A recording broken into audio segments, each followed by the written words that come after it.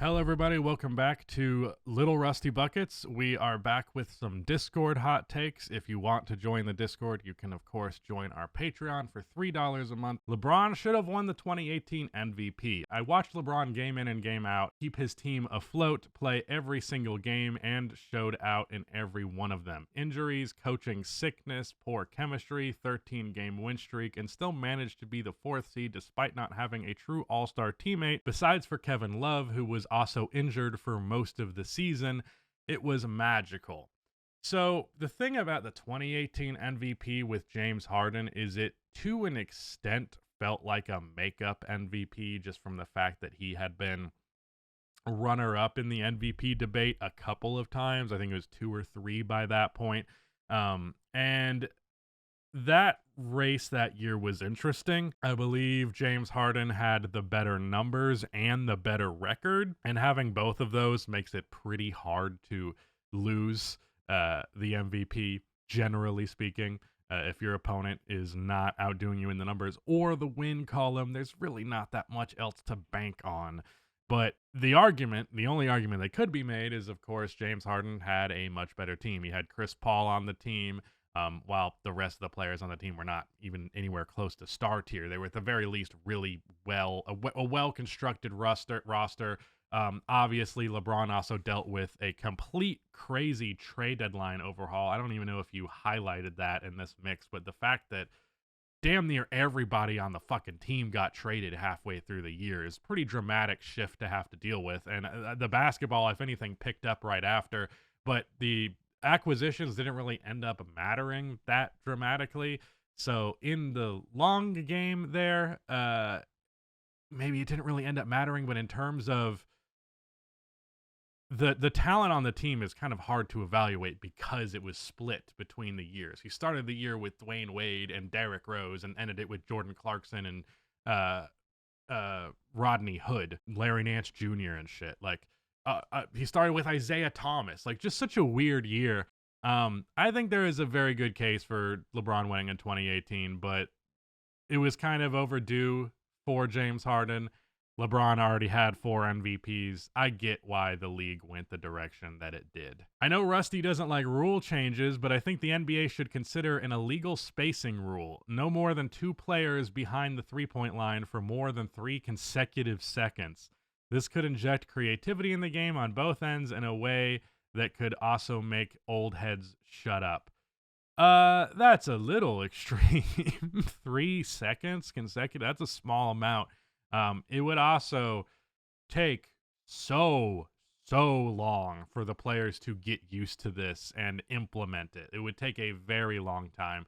I also don't even feel like I care that much about shutting the old heads up anymore. Not to mention, even back in the early 2000s, there were usually 3 players outside of the three-point line for a majority of the time. So I think limiting it to 2 is also a little tight. But I get where you're coming from. I don't hate this idea inherently. I would maybe change up some of the aspects of it. I also don't dislike rule changes. I just think some people suggest the most ridiculous shit you've ever heard and justify it because of reasons that are also the most ridiculous shit you've ever heard. So yeah, good take, I think. Good-ish take. Or I'll have to work with you on it, but I think it's a good take. The NBA should split the DPOY into 2 separate awards, perimeter DPOY and interior DPOY. I'm tired of seeing people watch Rudy or Wemby get cooked by guards and say, where's that great defense, though? It's wild how often we overlook that perimeter defense and interior defense are fundamentally different skill sets.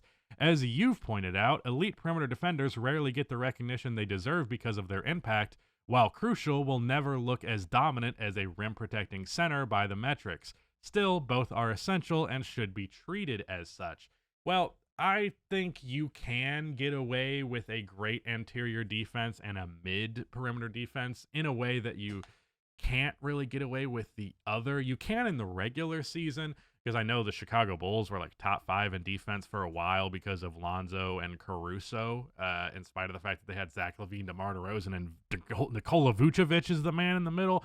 But in a postseason setting, protecting the rim is the number one concern, and it always will be, regardless of how prolific three-point shooting gets. you need to not allow the opportunities at the basket that typically get into the 70% range, which is more valuable than a three. So you got to make sure you're shutting off the most valuable shot possible more than anything else. So it is the top priority. It's not like they are equal, but perimeter defense does matter a lot, and teams can be led primarily through a perimeter defense guy. And when that happens and you end up still getting a pretty good defense as a result of it, especially if it's a team that otherwise is not very good defensively, then you got to give that guy a lot of props. Obviously, this last year we've had what's his name on the Atlanta Hawks? Why am I blanking on his name right now? Shit, why can't I remember his name? This is so disrespectful. I'm so sorry. Dyson Daniels. Yes, Dyson Daniels. 3 steals and 0.8 blocks per game. The Atlanta Hawks are 15th in defensive rating, and I would wager that that is mostly as a result of Dyson Daniels, because the rest of this roster is just not that impressive, especially on the defensive end. So I agree 100%. There should be 2 awards. Moving on. Nike and the NBA are ruining the iconography of the league. The ads on the jerseys and the Nike logos make the jerseys look worse. Then there are the jerseys that they pump out every year to only wear them for 20 games max, which makes people uninterested in them. A lot of the greatest moments of the last decade are ruined because when you go back to watch them, they are bombarded by Nike ads and ads from random companies. You're also bombarded by those ads, some of the worst, most random jerseys, and they hold zero significance to the team. Sometimes they aren't even the color scheme of the team. I hate to be one of those people that talks about how good things were in the past, but before Nike jerseys, every team only wore 3 jerseys during the season, home, away, and alternate, and their alt jerseys lasted for years. For example, think about how iconic the Bulls' black pinstripes were. If those jerseys were introduced during the Nike era, they would have only been worn for 1 season and never seen again. This is a great take through and through. You said almost all of my own damn thoughts on it.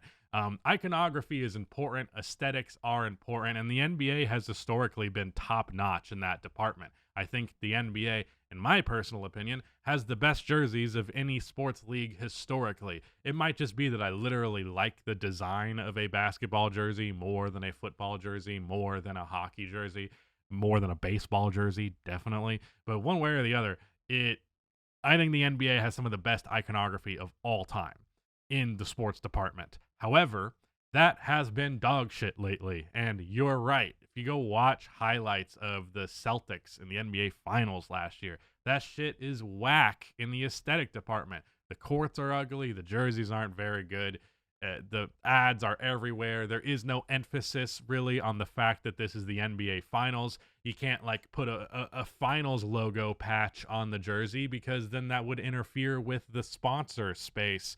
To me, the sponsor thing has always been gross. Like from the moment it was introduced, I hated it because do you not have enough fucking money? Are you not milking this thing for enough money? Is the $15 for a basket of mediocre chicken tenders and fries not enough? Is the $9 beers not enough? Like there is so many ways that this shit makes money that to plaster the ads on it to the degree that it happens is just sad and annoying to me. It takes away from the enjoyment rather dramatically. The Nike jersey cycle, it's just a content farm. It's a content farm, but for Nike jerseys. It is the same principle across the board. If we just keep pumping out this shit, enough people will buy it that though they won't buy it in droves in the same way they would alt jersey like the pinstripes that exist for years and years, overall, because we're introducing this new cycle of jerseys constantly, we're getting new opportunities to sell to people. And overall, it ends up being more profitable. And as we have seen the league do for years now, they're placing the profit over any level of integrity for the game, and especially any level of integrity for the aesthetics and iconography of the game. So yeah, 100% agree. Excellent take. Zion's injuries could have been seen a mile away, and the Pelicans should have sold on him at his peak value or just traded down for Ja. His gait has always been awful, and his weight has always been an issue. I always thought it was crazy to think that a dude that heavy, who's always jumping that high, isn't going to put strain on his legs, and the injury bug he's dealt with so far in his career proves that. I mean, that was a very large concern for him coming out of the draft, was I am fearful that, this is just across the board. People were like, this guy is a walking injury. But the talent was so significant that it was just undeniable, and you had to deal with that risk.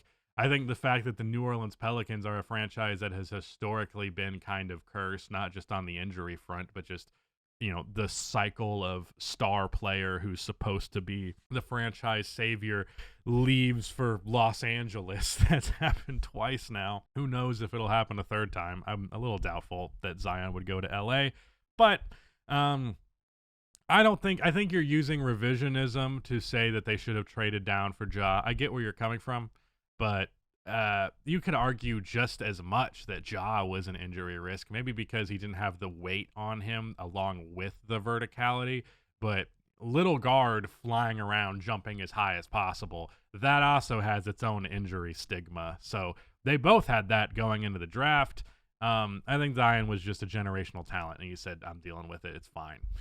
From D'Lo's strongest soldier, the Supermax contract was a bad solution to the KD leaving OKC issue. The reason is because of the inflation in the price of star players. It prevents creating stable winning environments that would normally convince stars to stay, as they have less flexibility to create well-constructed rosters. And once they leave, they are expected to receive similar money elsewhere, which has led to a domino effect of basically killing franchises slowly. The second apron with the new CBA is just the straw breaking the camel's back of the issue the Supermax causes. Yeah, I'm not a big fan of the Supermax. I'm at a point where the money is so significant. While I have this fundamental principle that I think people should make the money for their work, and the NBA is one of the better unionized leagues in terms of these guys are getting their chunk of the change. They didn't historically, but they are right now. They make an amount of money where I'm just like, you don't need that money anymore. You just don't. Let the franchise operate differently. Let them pay that money to role players, you don't need $80 million a year. All right. It's an amount of money where I'm just like, I'm going to start saying the NBA players are paid too much. I don't want to do it too much because it's kind of a boomer ass angle on things. But man, they're making so much fucking money in a way that is actively hurting these other franchises. And a move like Jalen Brunson turning down the money he did so that the franchise can operate effectively better in the future, I thought that was super admirable. I was super glad he did that, and I hope that more people will follow, because after you have $100 million, you really don't need any more. At that point, you're just chasing the larger number for the sake of your own ego. But yeah, whatever. That was Discord Hot Takes. Thank you guys so much for submitting them. Again, join the Discord if you want your takes to be read on here as well. But yeah, that's it. Goodbye.